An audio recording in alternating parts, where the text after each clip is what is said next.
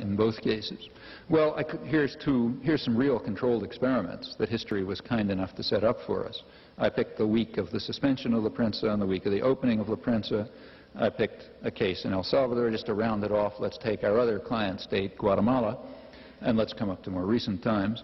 Guatemala, the United States enthusiastically supported a vast outbreak of terror and violence in Guatemala in the early 80s. The Reaganites were positively passionate in their enthusiasm for this. Maybe 100,000 people were slaughtered, something like that, maybe something roughly of that neighborhood. However, after sufficient massacre had been carried out, they had what's called a democratic election, and there's supposed to be a democracy in Guatemala. That's what they tell us. Well, during this period of U.S.-backed slaughter, they didn't have any censorship.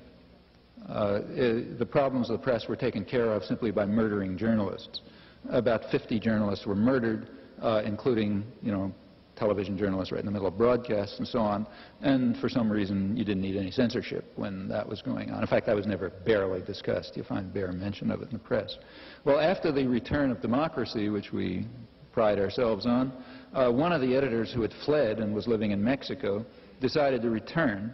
And he opened a small newspaper about a year ago, last February, called La Época.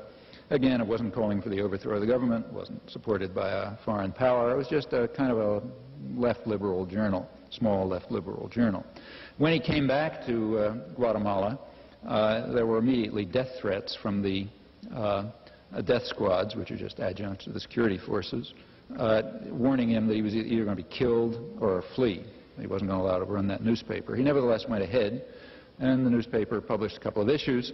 Then in July, 15 armed men broke into the offices, firebombed them, kidnapped the night watchman, and destroyed the premises.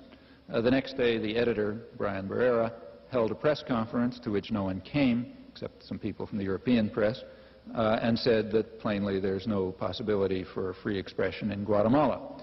He then received another death threat warning him he better get out of the country, he'd be killed. He was taken to the airport by a European ambassador to make sure that he could get out alive, and he fled back to Mexico. Well, how much coverage did that get? Answer, zero.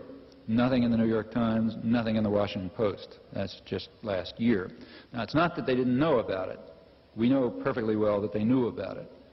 First of all, because it was on the it was on the wires and so on and so forth, but also because they themselves referred to it obliquely later.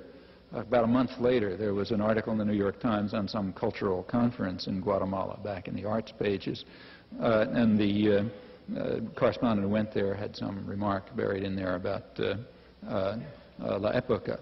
The point is, it just doesn't matter. I mean, it's not just harassment and suppression. It's destruction and physical destruction and murder, but it's carried out by our clients, so it doesn't matter. Well, those are the kinds of things you find when you look.